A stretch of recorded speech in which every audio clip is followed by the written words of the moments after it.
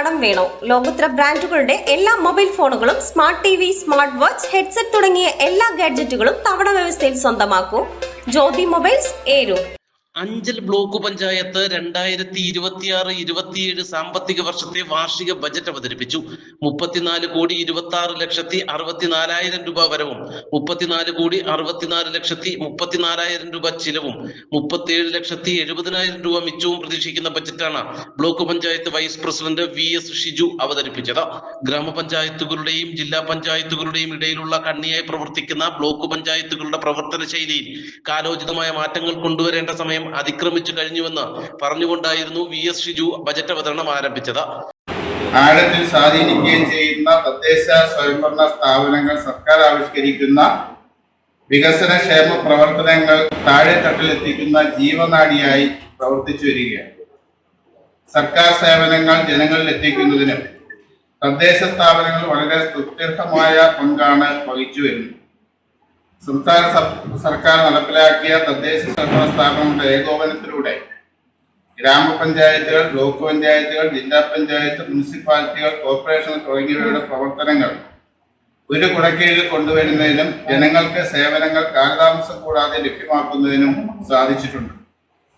തദ്ദേശ സ്ഥാപനങ്ങളുടെ ദൈനംദിന സേവന ഭരണ പ്രവർത്തനങ്ങൾ K-സ്മാർട്ടിലൂടെ പൂർണ്ണമായും സജ്ജീകരിച്ചതോടെ ഇത്തരം പ്രവർത്തനങ്ങൾ സുതാര്യത ഉറപ്പുവരുത്തുന്നതിനും ജനങ്ങൾക്ക് അവരുടെ വീട്ടിലിരുന്ന് തന്നെ അപേക്ഷകൾ സമർപ്പിക്കുന്നതിനും ആയതിൻ്റെ സ്റ്റാറ്റസ് സമയാസമയങ്ങളിൽ മനസ്സിലാക്കുന്നതിനും ഓഫീസുകൾ കയറിയിറങ്ങാതെ തന്നെ സേവനങ്ങൾ ലഭ്യമാക്കുന്നതിനും സാധിച്ചിട്ടുണ്ട് എന്നത് വളരെ അഭിമാനകരമായിട്ടുള്ള വസ്തുതയാണ്.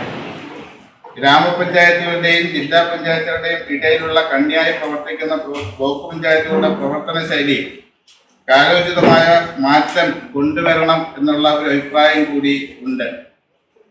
മുൻകാലങ്ങളിൽ നിന്ന് വ്യത്യസ്തമായ ബ്ലോക്ക് പഞ്ചായത്തുകൾക്കും അവയുടെ തനതായ പദ്ധതികൾ എടുത്തു കാണിക്കാൻ വളരെ കുറവ് എന്നുള്ളത് പരിഹരിച്ച് പോകാൻ നമുക്ക് കഴിയണം. ഇതിൽ നിന്ന് മാറ്റം കൊണ്ടുവരുന്നതിന് അഞ്ചൽ ബ്ലോക്ക് പഞ്ചായത്ത് ഭരണസമിതി കാര്യക്ഷമമായ ഇടപെടൽ നടത്തുന്നുണ്ട്. ഗ്രാമപഞ്ചായത്തുകൾക്കും ജില്ലാ പഞ്ചായത്തുകൾക്കും അവരുടെ തനത് പദ്ധതികൾക്ക് വീതം നൽകുന്ന തദ്ദേശ സ്ഥാപനം എന്ന നിലയിൽ നിന്ന് മാറി ബ്ലോക്ക് പഞ്ചായത്തിൻ്റെതായ തനത് പദ്ധതികൾ മറ്റ് തദ്ദേശ സ്ഥാപനങ്ങളുടെ കൂടി സഹകരണത്തോടെ നടപ്പിലാക്കി വിജയിപ്പിക്കുക എന്നതാണ് ഭരണസമിതിയുടെ അടുത്ത 5 വർഷത്തെ പ്രധാനമായ ലക്ഷ്യം. ബ്ലോക്ക് പഞ്ചായത്തിൽ തനത് പദ്ധതികൾ ഏറ്റെടുത്ത് നടപ്പിലാക്കാനുള്ള കൂട്ടായ പരിശ്രമം ഉണ്ടാകുമെന്ന് ബജറ്റിൽ പരാമർശിക്കുന്നു.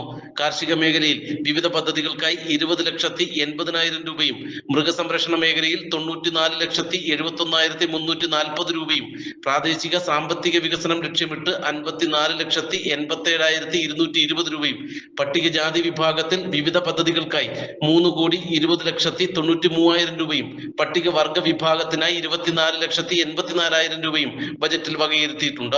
പാർപ്പിട മേഖലയിൽ 66,49,160 രൂപയും PMAY പദ്ധതിക്കായി 3,23,10,720 രൂപയും ബജറ്റിൽ ഉൾപ്പെടുത്തിയിട്ടുണ്ട്.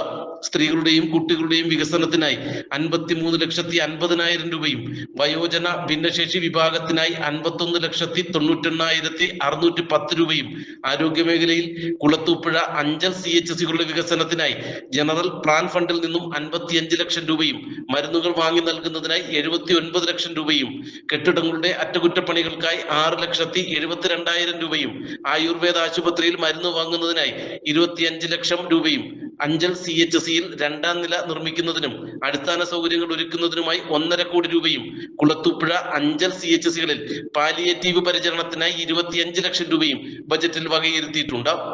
കൂടാതെ ടൂറിസം രംഗത്ത് തെന്മല, കുളത്തൂപ്പുഴ, ആര്യങ്കാവ് പഞ്ചായത്ത് പരിധിയിലെ വിവിധ മേഖലകളെ കോർത്തിണക്കിക്കൊണ്ട് ടൂറിസം സർക്യൂട്ട് നടപ്പിലാക്കാൻ ആദ്യഘട്ടം എന്ന നിലയിൽ 10 ലക്ഷം രൂപയും കുടിവെള്ള പദ്ധതിക്കായി 70 ലക്ഷം രൂപയും ശുചിത്വ മാലിന്യ നിർമ്മാർജ്ജന പദ്ധതിക്കായി 70 ലക്ഷവും അഞ്ചലിൽ MCF നിർമ്മിക്കാൻ 1 കോടിയും വകയിരുത്തിയിട്ടുണ്ട്. തൊഴിലുറപ്പ് പദ്ധതിയിൽ 100 ദിനം പൂർത്തീകരിക്കുന്നവർക്ക് ഓണം അലവൻസ് നൽകുന്നതിനായി 2 കോടി രൂപയും പ്രഖ്യാപിച്ചിട്ടുണ്ട്. എല്ലാ മേഖലയിലും സ്പർശിക്കും വിധമുള്ള ബജറ്റാണ് വൈസ് പ്രസിഡന്റ് ഷിജു അവതരിപ്പിച്ചതെന്ന് block panchayat president KK Jyothi പറഞ്ഞു. നാട്ടുവാർത്ത, അഞ്ചൽ.